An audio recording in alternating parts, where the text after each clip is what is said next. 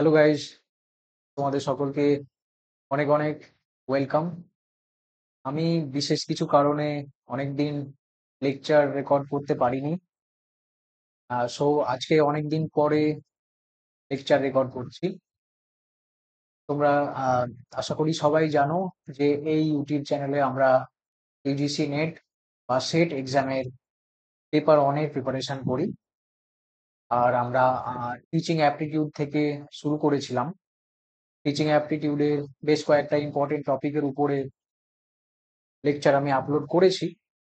তো এর আগের যে লেকচারটা ছিল লার্নিং এর উপরে, এখানে লার্নিং কি, লার্নিং এর বিভিন্ন ভাগগুলো আলোচনা করেছিলাম। তো তোমরা যারা ইউজিসি নেট বা সেট এক্সামের প্রিপারেশন নিচ্ছ, তোমরা অবশ্যই এই চ্যানেলটাকে সাবস্ক্রাইব করো, সঙ্গে থাকো, পাশে থাকো। তো আজকে টিচিং অ্যাপটিটিউডের আরেকটা টপিক আলোচনা করব, যেটা ছোট্ট একটা টপিক। ভিডিওটা খুব একটা বেশি বড় হবে না। তো যে টপিকটা আলোচনা করব সেটা আশা করি তোমরা স্ক্রিনে দেখতেই পাচ্ছ, ফেজেস অফ টিচিং। তাহলে চলো আমরা টপিক ফেজেস অফ টিচিং কি সেটা আমরা বুঝে নিই আর জেনে নিই। তাহলে ফেজেস অফ টিচিং কি? ফেজেস অফ টিচিং হচ্ছে টিচিং এর কতগুলো ধাপ। একটা টিচিং যখন হয় বা একটা টিচিং প্রক্রিয়া, এই প্রসেসটা যখন কমপ্লিট হয়, তো তার পেছনে কতগুলো ধাপ থাকে।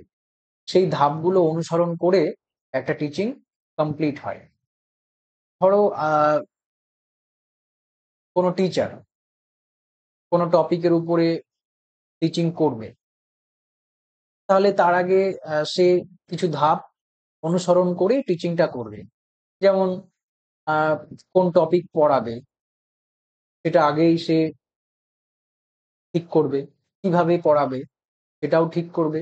মানে সমস্তটাই প্রথমে আগে প্ল্যান করবে, তারপরে টিচিংটা করবে, তারপরে জাজ করবে টিচিংটা কেমন হলো, সবাই বুঝতে পারলো কি পারলো না। তো এই যে একটা টিচিং প্রসেস, সম্পূর্ণ যে একটা টিচিং কাজ, এই কাজটা কমপ্লিট করার পেছনে যে কতগুলো ধাপ থাকে, সেই ধাপগুলোকেই বলছে ফেজেস অফ টিচিং। যেমন যদি আমরা রিয়েল লাইফ একটা এক্সাম্পল নিই, যেমন ধরো আহ কোনো ব্যক্তি একটা বাড়ি নির্মাণ করবে। তো সে বাড়ি নির্মাণ করার আগে আগে সেই বাড়িটা কিরকম বানাবে, কোন ডিজাইনের, হুম, তো তার উপরে একটা নকশা বা ডিজাইন রেডি করবে, একটা গ্রাফ রেডি করবে যে তার বাড়িটা এইরকম এইরকম হবে। তারপরে সেই বাড়িটা নির্মাণ করা হবে। তারপরে নির্মাণ করার পরে বাড়িটা যখন কমপ্লিট হবে তখন একটা কমপ্লিট আকার দেবে। সেই আকার দেওয়ার পরে বাড়িটা কেমন দেখাচ্ছে, কিরকম হলো না হলো, তারপরে সেটা জাজ করতে পারবে, মূল্যায়ন করতে পারবে। তো এই যে কতগুলো ধাপ, তো ঠিক সেই রকম টিচিংও একটা কমপ্লিট একটা প্রসেস। হ্যাঁ, তো সেটা কমপ্লিট করার পেছনে কতগুলো ধাপ থাকে, সেই ধাপগুলোকে পরপর অনুসরণ করে একটা টিচিং কমপ্লিট হয়। তো আশা করি তোমরা ফেজেস অফ টিচিং কি বুঝতে পেরেছো।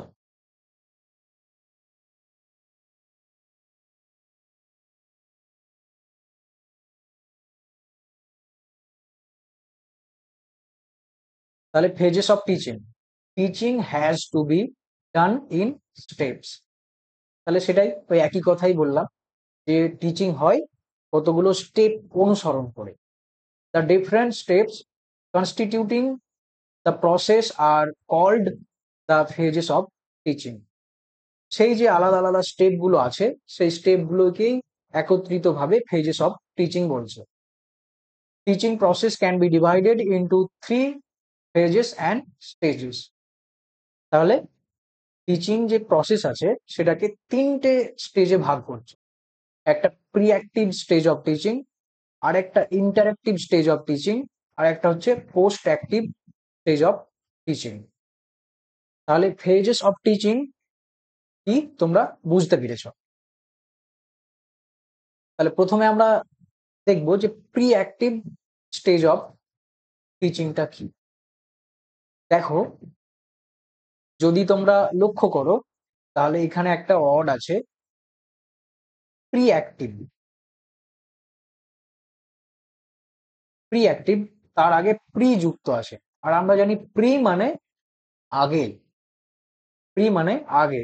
ইংলিশ গ্রামারে তোমরা দেখেছো যে preposition, preposition, pre plus position. Position মানে হচ্ছে অবস্থান, আর প্রি মানে হচ্ছে আগে। ইংলিশ গ্রামারে আমরা দেখেছি যে প্রিপোজিশন একটা বিষয় আছে। তো পজিশন মানে আগের অবস্থান। তো সেটা এখানে প্রি, প্রি বলতে এখানে আগের সময়টাকে বোঝাচ্ছে। Teachers prepare for the lesson by setting objectives, they decide on the content and how to organize it। তাহলে কোনো টিচার যখন টিচিং করাবে বা কোনো টিচার যখন টিচিং করবে, তো সেক্ষেত্রে কোন লেসনের উপরে বা কোন টপিকের উপরে টিচিংটা করবে সে আগে প্রিপেয়ার হয়ে আসে।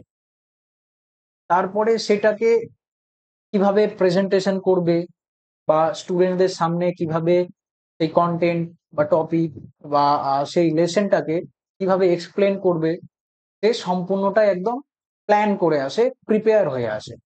তো এটাই হচ্ছে প্রি অ্যাক্টিভ, মানে টিচিং হওয়ার আগের কাজটা। তাহলে pre active stage of teaching তোমরা কি বুঝতে পেরেছো? তারপরে দেখবো interactive stage of teaching. Interactive মানে কি? ইন্টারঅ্যাক্টিভ মানে হচ্ছে পারস্পরিক ক্রিয়া প্রতিক্রিয়া। ইন্টারঅ্যাক্টিভ মানে পারস্পরিক ক্রিয়া প্রতিক্রিয়া। যখন টিচার আর স্টুডেন্টস একসঙ্গে ক্রিয়া প্রতিক্রিয়া করবে, সেই বিষয়টাকে, সেই জিনিসটাকে বলছে interactive. Interactive phase teacher conduct lesson and manage the classroom. তাহলে ইন্টারঅ্যাক্টিভ স্টেজ অফ টিচিং এ টিচার কি করবে? টিচার সেই লেসন আর ক্লাসরুমটাকে ম্যানেজ করবে। They present content to students and they provide feedback to students. তাহলে ইন্টারঅ্যাক্টিভ স্টেজ অফ টিচিং সেই সময়টাকে বোঝাচ্ছে যখন টিচার স্টুডেন্টসদেরকে সেই কন্টেন্ট বা লেসন প্রেজেন্ট করছে বা তাদেরকে পড়াচ্ছে, বোঝাচ্ছে। অর্থাৎ ডিউরিং টিচিং, ডিউরিং টিচিং, টিচিংটা যখন চলছে সেই টাইমটাকে বলছে ইন্টারঅ্যাক্টিভ। টিচার স্টুডেন্টদেরকে কোনো টপিক বোঝাচ্ছে, তারা বুঝছে, তাদের কিছু সমস্যা হলে টিচারকে জিজ্ঞাসা করছে। এই যে প্রসেসটা, এই যে সময়টা, এই সময়টাকে বলছে ইন্টারঅ্যাক্টিভ। আই হোপ তোমরা ইন্টারঅ্যাক্টিভ স্টেজ অফ টিচিং কি বুঝতে পেরেছো। তারপরে দেখবো আমরা পোস্ট অ্যাক্টিভ। পোস্ট অ্যাক্টিভে দেখবে পোস্ট, পোস্ট অর্থাৎ পরে। প্রথমে আমরা দেখলাম আগে, তারপরে অন ডিউরিং টিচিং, তারপরে পরে। পরে টিচিং একটা যখন পুরোপুরি কমপ্লিট হয়ে গেল, বা টিচার যখন তার লেসন বা কন্টেন্টটা ক্লাসরুমে স্টুডেন্টদেরকে প্রেজেন্টেশন করলো বা প্রেজেন্ট করলো, সেক্ষেত্রে তার পরের যে কাজ, সেই সেই সমস্তটাই হচ্ছে post active. The post active phase of teaching is the stage after the lesson where teacher evaluate students learning and teaching strategy. Teacher use this information to improve their teaching and lesson plan।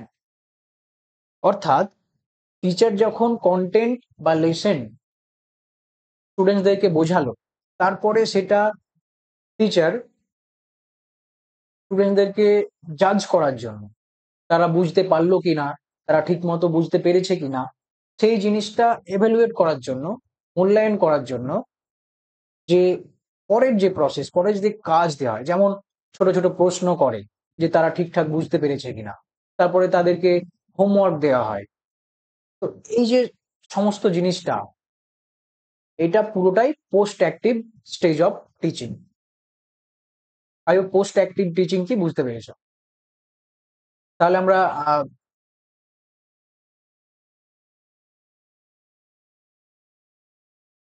Phase of teaching দেখলাম, যার তিনটে step: pre active, interactive, post active. Pre active অর্থাৎ আগেরটা, পুরোপুরি একদম plan করে আসা, prepare হয়ে আসা, সেটা প্রি অ্যাক্টিভ।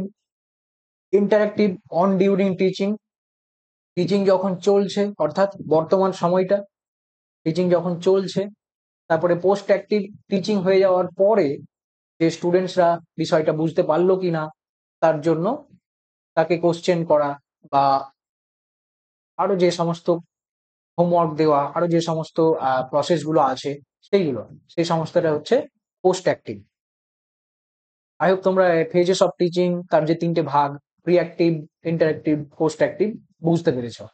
তারপরে আমি একটা গুরুত্বপূর্ণ পয়েন্ট রেখেছি, যেটা রিইনফোর্সমেন্ট। রিইনফোর্সমেন্ট রিইনফোর্সমেন্ট হলো একটা উদ্দীপক বা একটা কাউকে কিছু প্রদান করা। যেমন ধরো আমরা ছোট্ট বাচ্চাকে যদি আহ, ভয় দেখায়, তো সেক্ষেত্রে সেই ছোট্ট বাচ্চাটা একদম কেঁপে ওঠে। তো সেক্ষেত্রে আমরা যে ভয় দেখালাম বড় বড় চোখ করে বা হয়তো বাঘের মতো হাত করে, এটাই হচ্ছে রিইনফোর্সমেন্ট, মানে উদ্দীপক, কোনো কিছু আমি ওকে আহ, প্রদান করছি আর যার ফলে তার ব্যবহারে একটা পরিবর্তন আসছে। তাহলে রিইনফোর্সমেন্ট কি? রিইনফোর্সমেন্ট হচ্ছে একটা উদ্দীপক যেটা কোনো মানুষের উপরে যখন প্রয়োগ করা হয় যার ফলে ওই মানুষের একটা আচরণগত পরিবর্তন আসে, একটা আচরণগত পরিবর্তন আসে। যেমন ধরো আমরা যদি কোনো মানুষকে গালিগালাজ করি, তো সেই ক্ষেত্রে রেগে যায়, ক্রুদ্ধ হয়ে যায়। তারপরে আবার হয়তো কোনো মানুষের যদি আমরা তার সম্বন্ধে ভালো কথা বলি, তো তার মুখে একটা স্মাইল আসে, সে হ্যাপি ফিল করে। তো এই যে তার আচরণের একটা পরিবর্তন, একটা জিনিসের ফলে তার আচরণে একটা পরিবর্তন আসছে, এটাই হচ্ছে। এবার যে জিনিসের ফলে তার আচরণের পরিবর্তন আসে সেইটাই হচ্ছে রিইনফোর্সমেন্ট, উদ্দীপক। এবার রিইনফোর্সমেন্ট দু রকমের হতে পারে, একটা পজিটিভ রিইনফোর্সমেন্ট, একটা নেগেটিভ রিইনফোর্সমেন্ট। পজিটিভটা কি? পজিটিভটা হচ্ছে যখন কোনো উদ্দীপক যখন কোনো উদ্দীপক কোনো মানুষের ক্ষেত্রে প্রয়োগ করা হবে, আর যখন সেই মানুষের আচরণে একটা পজিটিভ চেঞ্জেস নিয়ে আসবে, একটা পজিটিভ চেঞ্জেস নিয়ে আসবে, সেটাই হচ্ছে পজিটিভ রিইনফোর্সমেন্ট। যেমন ধরো অনেক টিচার স্টুডেন্টসদেরকে চকলেট দেয়, তো সেই চকলেট দেওয়ার ফলে সেই স্টুডেন্টসটা হ্যাপি হয়, সে আনন্দিত হয়। তো এইটা একটা পজিটিভ বিষয়, তাই এটা হচ্ছে পজিটিভ রিইনফোর্সমেন্ট। আর যদি দেখা যায় যে কোনো টিচার তার স্টুডেন্টসকে বলে যে তুমি যদি এর পরের দিন হোমওয়ার্ক না করে আনো, তাহলে আমি তোমাকে পানিশমেন্ট দেব, তোমাকে আমি ছুরি দিয়ে মারবো। এবার এটার ফলে তার আচরণে একটা নেগেটিভ পরিবর্তন আসবে, তার মনে একটা ভয় হবে, এটা হচ্ছে নেগেটিভ। যেমন এক্সাম্পল আমি এর আগে একটা দিলাম, যে কোনো মানুষকে গালিগালাজ করলে, হ্যাঁ, তাকে বা কোনো কুকথা বললে সে রেগে যায়, ক্রুদ্ধ হয়। তো এটা তার মধ্যে একটা নেগেটিভ চেঞ্জেস নিয়ে আসছে, তাই এটা নেগেটিভ রিইনফোর্সমেন্ট। আর পজিটিভ বললাম, যে কোনো মানুষকে যদি ভালো কথা বলা হয়, তার সম্বন্ধে যদি ভালো কথা বলা হয়, তার যদি তারিফ করা হয়, প্রশংসা করা হয়, সেক্ষেত্রে সে আনন্দিত হয়, তার মধ্যে একটা পজিটিভ পরিবর্তন আসছে। তাহলে রিইনফোর্সমেন্ট কি? রিইনফোর্সমেন্ট হচ্ছে একটা উদ্দীপক যার ফলে মানুষের ব্যবহারে পরিবর্তন নিয়ে আসে। ওই জন্য এটা বিহেভিয়ারাল সাইকোলজি, ব্যবহারিক যে মনোবিদ্যা, সেই জিনিসটাকে বোঝাতে চাইছে। তাহলে আশা করি রিইনফোর্সমেন্ট কি বুঝতে পেরেছো। সো আজকের জন্য এতটুকুই। আজকে টপিকটা ছোট্ট একটা টপিক, তাই আশা করি বেশিক্ষণ টাইম হয়নি। সো গাইজ, যদি ভিডিও তোমাদের ভালো লেগে থাকে, তোমাদের যদি হেল্পফুল মনে হয়, তাহলে ভিডিওটাকে অবশ্যই লাইক করো, শেয়ার করো, আর চ্যানেলটাকে অবশ্যই সাবস্ক্রাইব করো। Thanks for watching, take care.